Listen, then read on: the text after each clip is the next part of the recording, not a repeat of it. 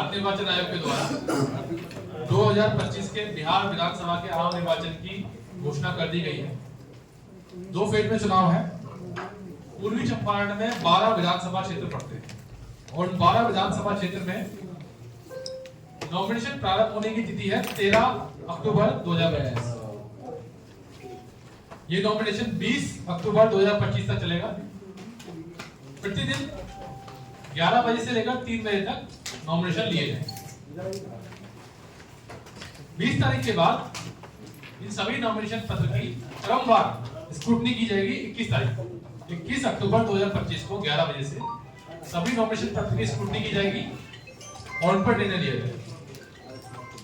जो वैध नॉमिनेशन पत्र रहेंगे 23 तारीख तक उनको विड्रॉल की अनुमति दी जाएगी। 23 तारीख को उनमें से जो लोग विड्रॉल करना चाहते हैं विड्रॉल कर सकते हैं। 23 अक्टूबर के बाद हमारे कैंडिडेट की सूची फाइनल हो जाएगी। 23 अक्टूबर के बाद से हम लोग हमारे बैलेट पेपर्स को स्टार्ट कर देंगे। 3 तरह के हमारे बैलेट पेपर बनेंगे 3 तरह के लोगों के लिए। पहला होगा हमारा सर्विस वोटर के लिए, जो कि इलेक्ट्रॉनिक मीडियम से जहां पे उनकी पोस्टिंग है वहां पे चला जाएगा और वहां से वो लोग बाई पोस्ट अपना मतदान करेंगे। दूसरे तरह के हैं हमारे एब्सेंटी वोटर, जिसमें 4 कैटेगरी है। इसमें मुख्य कैटेगरी 85 प्लस वाले हैं और पीडब्ल्यूडी वोटर्स हैं।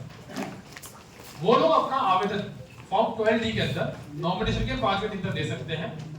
उनके नाम आवेदन की जांच होने के बाद में उनके लिए तिथि निर्धारित की जाएगी और वहां पे एक पोलिंग पार्टी उनके आवास पे आके उनका मतदान करेगी। और तीसरे तरह के बैलेट पेपर के मतदान होंगे जिसमें कि जो भी कर्मी चुनाव कार्य में लगे हुए हैं उनको फॉर्म 12 भरवा के उन्हें अगर आवेदन देते हैं वो लोग तो उनका मतदान कराया जाएगा, जो कि उसके लिए हम लोग एक जगह स्थल चयनित करेंगे, वहां पे उनका मतदान होगा। सामान्यतः हमारी पोलिंग पार्टी और बाकी लोग इसमें मतदान करते हैं। ये 3 तरह के बैलेट पेपर मुख्यतः हम लोग करेंगे। इसके अलावा भी कुछ कैटेगरीज हैं। और हमारा जो मतदान का समय है वो रहेगा, तिथि जो मेन ईवीएम वाले मतदान की तिथि है वो है 11 नवंबर 2025। 11 नवंबर 2025 को सुबह 7 बजे से लेकर 6 बजे तक हमारा मतदान का समय रहेगा। काउंटिंग का समय हमारा तिथि निर्धारित की गई है 14 नवंबर 2025। उस दिन हमारी काउंटिंग हो जाएगी और 16 तारीख तक हमको सारी प्रक्रिया समाप्त कर लेनी है। हमारा पूरा जिला एक ही चरण में हो जाएगा। सेकंड चरण में पूरे जिले का एक साथ चुनाव हो रहा है। उसके लिए हम लोग सभी तैयारी हम लोगों ने ऑलरेडी पूर्ण की हुई है और जो आगे कार्य हम लोग करते हैं। कुछ तथ्य हमारे तो कुछ फैक्ट हमारे जिले के बारे में मैं बता देता हूँ। पहला, जैसे मैंने बताया कि हमारे यहाँ पे 12 विधानसभा क्षेत्र हैं, उनके 12 आरओ हैं। 12 आरओ के नाम मैं आपको बता देता हूँ। रक्सौल के लिए आरओ रहेंगे, निर्वाची पदाधिकारी रहेंगे अनुमंडल पदाधिकारी रक्सौल मनीष कुमार। सुगौली 11 सुगौली के लिए अनुमंडल पदाधिकारी सदर मोतिहारी श्वेता भारती। 12 नरकटिया के लिए श्रीमती रश्मि सिंह डीसीला रक्सौल। 13 नरसिद्धि के लिए इति चतुर्वेदी डीसीला रहराज। 14 गोविंदगंज के लिए अरुण कुमार एसडीएम रहराज। 15 केसरिया के लिए प्रदीप कुमार डीडीसी मोतिहारी। 16 कल्याणपुर के लिए प्रकाश रजक भूमि सुधार उप समाहर्ता चकिया। 17 पिपरा के लिए शिवानी शुभम एसडीओ चकिया। 18 बंधवन के लिए मंगला कुमारी अनुमंडल पदाधिकारी पकड़े दिया। 19 मोतिहारी के लिए प्रीति सिंह डीसीला मोतिहारी। 20 चिरैया के लिए सुनिधि डीसीला ढाका और 21 ढाका के लिए साकेत कुमार एसडीओ ढाका। अभी तक हमारे जो टोटल वोटर्स हैं वो हैं 34,34,575। और जो भी व्यक्ति नॉमिनेशन के प्रारंभ होने से पहले अगर अपना आवेदन देता है फॉर्म 6 पर तो उसका भी नॉमिनेशन से पहले हम लोग नाम ऐड कर सकते हैं। तो नाम ऐड करने की प्रक्रिया अभी भी जारी है। तो ये जो मतदाताओं की संख्या है फाइनल हो जाएगी हमारी नॉमिनेशन के आखिरी दिन। नॉमिनेशन का जो आखिरी दिन रहेगा तब तक जिसके फॉर्म डिस्पोज हो गए उन सभी का नाम मतदाता सूची में रहेगा। तो 34,34,575 अभी है, पर इसमें नॉमिनेशन में हम लोग बदलाव कर सकते हैं। कुछ पीडब्ल्यूडी वोटर यानी कि जो दिव्यांग वोटर हैं वो हमारे यहाँ पे है 32,329 पूरे जिले के अंदर है। 32,329। हमारे यहाँ पे कुल बूथ जो है इस बार बढ़ गए हैं। पिछली बार हम लोगों ने 1500 वोटर पे बूथ बनाए थे, इस बार 1200 वोटर पे बूथ बनाया है। तो हमारे कुल बूथ बन गए हैं 4095 और ये 4095 1901 लोकेशन पे है। लोकेशन एक हो सकती है, उसमें 3-4 बूथ हो सकते हैं। इस तरह से 1901 लोकेशन पे हमारे 4095 बूथ हैं जिन पे कि चुनाव होना है। इसके अलावा पॉलिटिकल पार्टीज ने उन्होंने डीएलए बनाए हैं जो भी चुनाव में सहायता करते हैं, चुनाव के दौरान वो रहते हैं, पहचान में सहायता करते हैं, कई चीजों में सहायता करते हैं। हमारे यहाँ पे जो दस्तावेज हैं इपिक के अलावा वो और 11 दस्तावेज हैं, पासपोर्ट, ड्राइविंग लाइसेंस, फोटो सेवा पहचान पत्र, passbook, pan card, MNREGA job card, ये सब हमारे पहचान पत्र हैं। इस सूची आपको हम लोग दे रहे हैं, इनसे भी लोग मतदान में लोग कर सकते हैं। चूंकि इस बार वोटर लिस्ट नहीं बनी है, एसआईआर के बाद बनी है, तो काफी लोगों को अपना सीरियल नंबर पता नहीं होगा, तो इसलिए हम लोग वोटर इन्फॉर्मेशन स्लिप भी इस बार वितरित कराएंगे। हर बार करवाते हैं, इस बार और थोड़ा रिक्वेस्ट तरीके से कराएंगे। और हम लोग कोशिश करेंगे कि पोल डे के दिन, उससे पहले 5 दिन पहले तक सबको अपनी वोटर लिस्ट मिल जाए, वो वोटर स्लिप मिल जाए, उनको उससे लाभ होगा, ताकि उनको अपना सीरियल नंबर, अपने बूथ के बारे में जानकारी मिल सके, वो हम लोग उनको दिलवा देंगे। पॉलिटिकल पार्टी के लिए सिंगल विंडो सिस्टम बनाया गया है, जो भी अनुमति को चाहिए वो अपने निर्वाचित पदाधिकारी यहाँ सिंगल विंडो सिस्टम में अप्लाई कर सकते हैं। ऑनलाइन सिस्टम है, एक दिन में उनको अनुमति हम लोग दिलवा देंगे। कोई भी शिकायत हो निर्वाचन से लेकर, उसकी शिकायत या जानकारी लेनी हो तो 1950 एक नंबर है, 1950 टोल फ्री नंबर है, इस पे लोग कॉल करके जानकारी दे सकते हैं। इसके अलावा एक सी विजिल ऐप है, C vigil, CVIGIL vigil app है, जिसको कोई भी व्यक्ति डाउनलोड कर सकता है, और उसमें कहीं भी अगर आचार संहिता का उल्लंघन हो रहा है तो उसकी फोटो खींच डाल सकता है, उस पर कार्रवाई होगी, 24 आवर्स में कार्रवाई करने का प्रावधान। तो जितनी भी ऐसी चीज है तो कार्रवाई होगी। शहर में जितने भी पोस्टर बैनर किसी भी पार्टी के लगे हुए हैं, उनको अगले 24 घंटे में हम लोग सरकारी भवनों से हटा देंगे, 48 घंटे में हम लोग उनको पब्लिक प्लेसेस से हटा देंगे, जैसे मैदान है, ग्राउंड है, उससे हटा देंगे, और 72 घंटे में उन सभी को निजी भवनों से हटा लेना है। अगर किसी निजी भवन पे कोई आदमी पोस्टर बैनर लगाना चाहता है तो उसको उस व्यक्ति की लिखित सहमति लेनी पड़ेगी, तभी वो वहां पे लगा सकता है, अदरवाइज को वहां से हटाना है। तो ये 3 दिन का समय हम लोगों ने एक तरह से दिया है, सभी पॉलिटिकल पार्टी को भी मीटिंग करी है कि आप लोग अपने पोस्टर बैनर हटवा लीजिए, ताकि 3 दिन के बाद अगर कोई को मिलेगा तो आचार संहिता का उल्लंघन मान के आप लोगों को अग्रता कार्रवाई में विधिक कार्रवाई करनी पड़ेगी। जुलूस अगर किसी को निकालना है, गाड़ियों की संख्या निकालनी है, 10 गाड़ी अलाउ होती है, उससे ज्यादा निकालनी है तो आपको परमिशन लेनी पड़ेगी, और 10 गाड़ी की परमिशन लेनी पड़ेगी। जितनी भी गाड़ी आप ले उसकी परमिशन लेनी पड़ेगी, और 10 से ज्यादा अगर आप गाड़ी यूज करते हैं किसी जुलूस में तो आपको जुलूस की अनुमति लेनी पड़ेगी। बिना अनुमति के अगर जुलूस निकाला जाएगा तो उस पर प्राथमिकी दर्ज होगी, जैसे पिछले लोकसभा में दर्ज हुई है, उससे पहले विधानसभा में दर्ज हुई। तो बिना अनुमति के जुलूस नहीं निकाला सकता है, बिना अनुमति के सभा नहीं की जा सकती है, सभा की अनुमति लेनी पड़ेगी।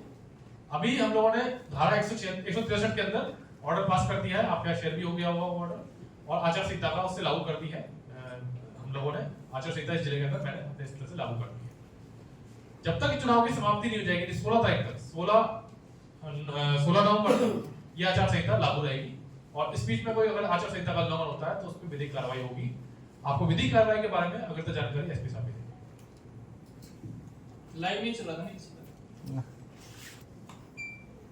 हमारे यहाँ पे सभी कर्मियों के नंबर बदले हैं, हम लोग भी आपको जानकारी देंगे, वीडियो के नंबर पिछले साल बदल गए थे, सीओ के बदले हैं और पुलिस विभाग के बदले हैं, वो भी हम लोग शेयर करेंगे अभी सोशल मीडिया पर।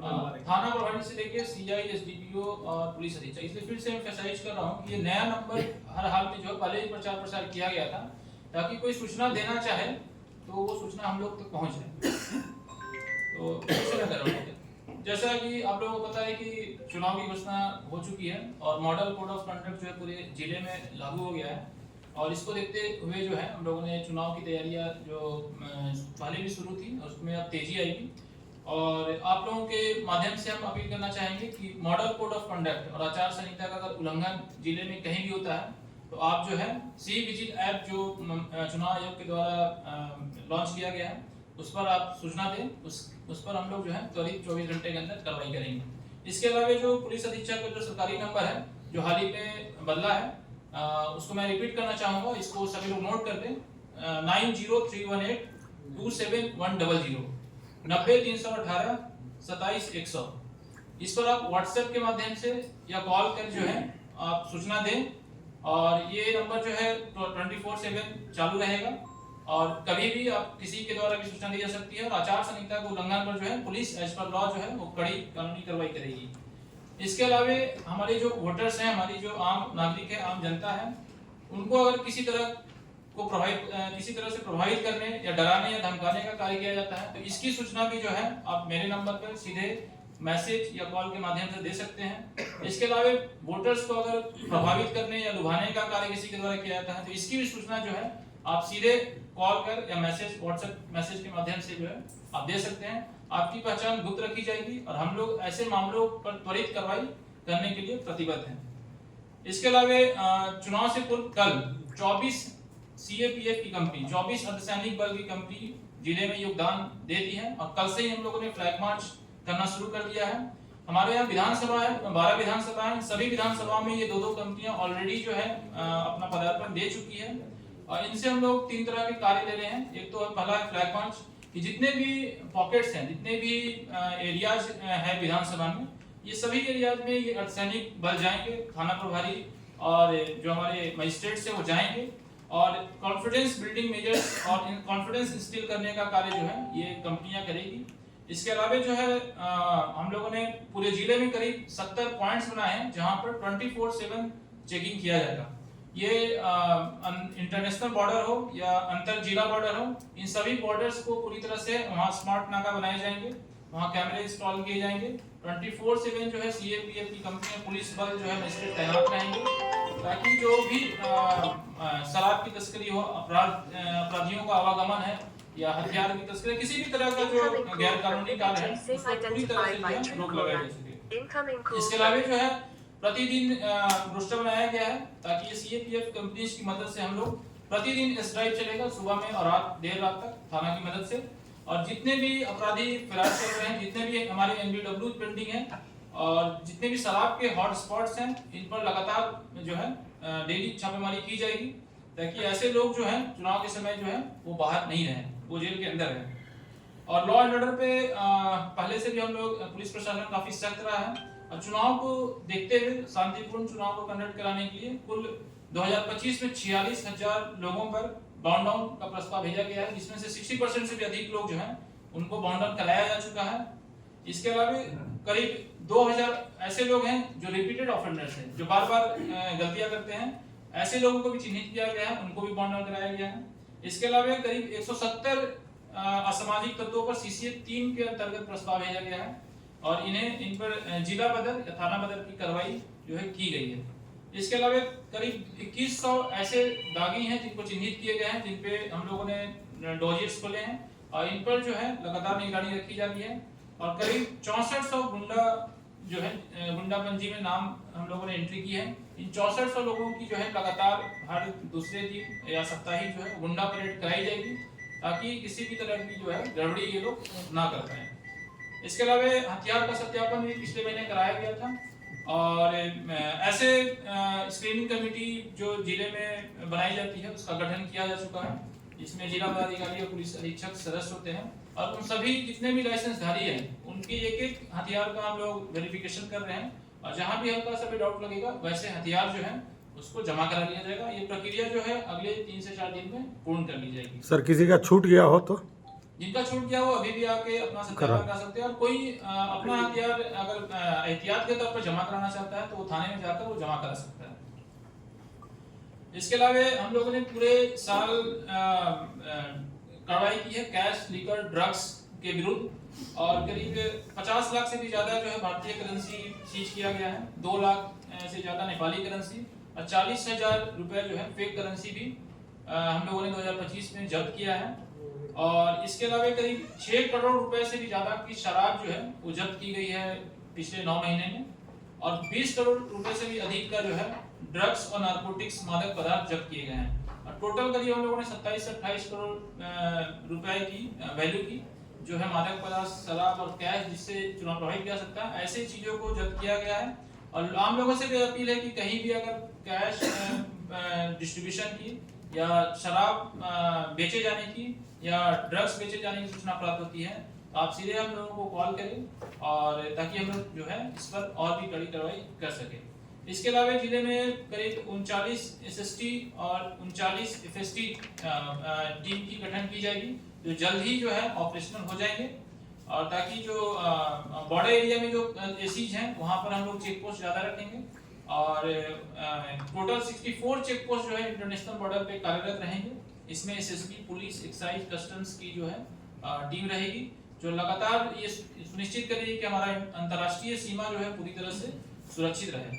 इसके अलावा पुलिस प्रशासन के द्वारा लीकर का रूट मैपिंग भी किया गया है, कैश का रूट मैपिंग भी किया गया है, ड्रग्स के जो रूट है उसका भी मैपिंग किया गया है, ताकि चुनाव में किसी भी तरह से इन चीजों की मदद से किसी भी तरह से कोई प्रभावित करने का कार्य नहीं किया जा सके।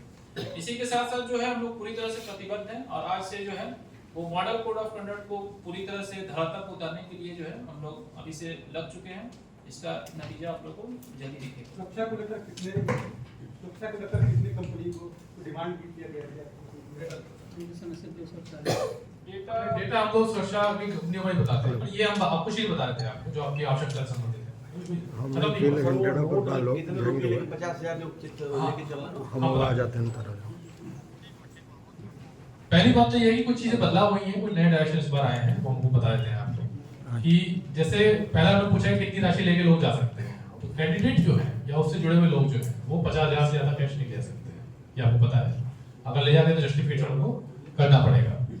सेकंड चीज है कि कैंडिडेट अगर 50 सामग्री लेके जा रहा है तो वो भी 10,000 से अधिक सामग्री लेके जाएगा, उनको डिस्क्लोज करनी पड़ेगी, वो भी लोग चेक कर सकते हैं। आम आदमी के लिए भी लागू है, और आम आदमी अगर मान लीजिए ज्यादा राशि लेके जाता है, 50,000 से भी ज्यादा राशि लेके जाता है, 10 लाख तक भी लेके जाता है, तो हम लोग चेक करेंगे सोर्स क्या है उसका। जो हमारी एसएसटी एफएसटी है, जो हमारी जो भी टीम है वो चेक करेगी सोर्स क्या है। सोर्स अगर ठीक पाया जाएगा तो उसको लेना अलाउड है, ऐसा नहीं है कि लेना अलाउड नहीं है। 10 लाख से अगर ज्यादा राशि लेके जा रहा है तो हम लोग को चेक करना पड़ेगा। तो अगर जैसे आम आदमी अगर राशि लेके जा रहा है तो उसको राशि ले जाने की अनुमति है, उसके पास सोर्स होना चाहिए। ये नहीं बस कैश लेके जा रहा है और बोल रहा है कि शादी लेके जा रहा हूँ, ये नहीं, आपके पास प्रूफ होना चाहिए कि मैं किस काम के लिए इस राशि को लेके जा रहा हूँ। अगर प्रूफ के साथ रहेगा, चुनाव से जुड़ा हुआ नहीं है तो हम लोग अलाउ करेंगे, चुनाव से जुड़ा हुआ है तो 50,000 से ज्यादा नोट ले जा सकते हैं।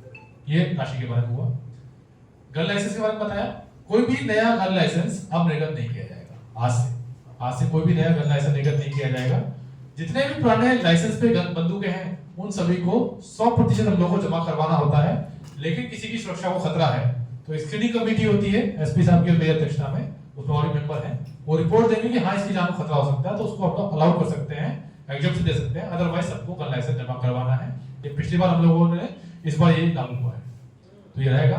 नया गन लाइसेंस नहीं मिलेगा, पुराने गन्स जमा होंगी और सबका 100% वेरिफिकेशन होगा। ये दूसरा डायरेक्शन है।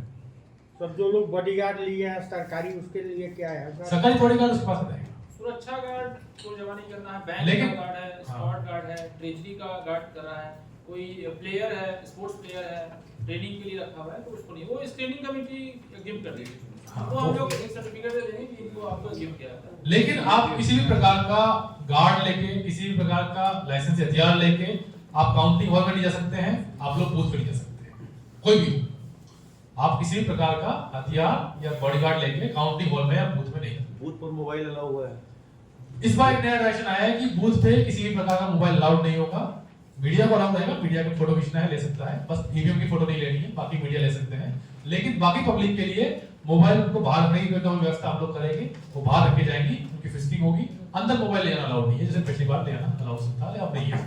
दूसरा चीज ये हुआ एसआईआर के बाद जो ये लिस्ट आई है 34,34,575, तो कितना डिडक्शन हुआ है, कितना एडिशन हुआ है? वो कंटीन्यूअस प्रोसेस है, वो आपको पिछली बार हम लोगों ने पीसीबीसी बता दिया था। उसका इसमें अगले चुनाव से कोई संबंध नहीं है। 34,34,000 अभी हमारा वर्तमान वोटर है, और अगर किसी का नाम इसमें छूटा हुआ है चेक करके एडमिट कर सकता है, वो नॉमिनेशन तक हम लोग अलाउ करते हैं। और एक आखिरी चीज ये है कि इस बार लाइव वेबकास्टिंग जो हम लोग देख पाएंगे अपने कंट्रोल रूम में 100% बूथ पे होगी। 100% बूथ पे, पूरे 4,095 बूथ पे सीसीटीवी लगाया जाएगा और उसको हमारे कंट्रोल रूम में हम लोग लगातार मॉनिटर करेंगे। सभी बूथ को यहाँ पे बड़ी संख्या में टीवी लगाएंगे और सारे बूथ को हम लोग मॉनिटर करेंगे, कहीं पे कोई समस्या तो नहीं है। लाइव वेबकास्टिंग जो है इस बार 100% बूथ पे होगी, जिसका कंट्रोल रूम जिला में बनेगा, राज्य लेवल पे बनेगा। इसे ये एक नया बदलाव आया है, बहुत बड़ा बदलाव, ये बड़ा ये बहुत बड़ा बदलाव। जितनी भी चीजें हैं जो बूथ के अंदर क्या चल रहा है क्या नहीं चल रहा है, वो हम लोग हमेशा देखेंगे। हो सकता है इसी रूम में लगाएं, सभी टीवी पे हम लोग लगाएंगे इसको और इसमें कंट्रोल करेंगे। सर इसको मॉनिटर कैसे करेंगे? 4,000 बूथों का एक साथ देखना। 4,000 बूथ में आप उन्हें बताया 1901 बिल्डिंग है, बूथ 4,000 है, 595 में है, लेकिन बिल्डिंग 1901 है।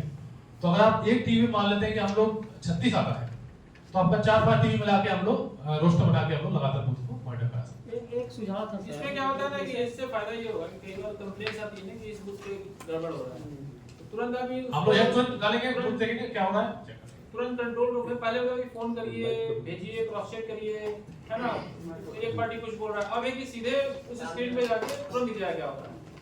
हमारी जितनी गाड़ियां पोलिंग पर्पस से यूज होंगी उन सभी में जीपीएस लगा होगा, सारी गाड़ियों जो भी गाड़ी चलेंगी पोलिंग पर्पस से। प्राइवेट गाड़ी जो आएगी उसमें भी जीपीएस रहेगी। प्राइवेट गाड़ी जो आएगी जो पोलिंग पार्टी लेकर चलेगी, हाँ उनमें जीपीएस लगेगा। जो गाड़ी हम लोग पोलिंग पार्टी को ले जाने के लिए पकड़ेंगे उनके अंदर जीपीएस लगाया जाएगा। एक बार जब पकड़ ली तो वो सरकारी गाड़ी, पहले हम लोग उसमें ऐप यूज करते थे, एलईडी ऐप यूज करते थे, इस बार हम लोग जीपीएस लगा रहे हैं।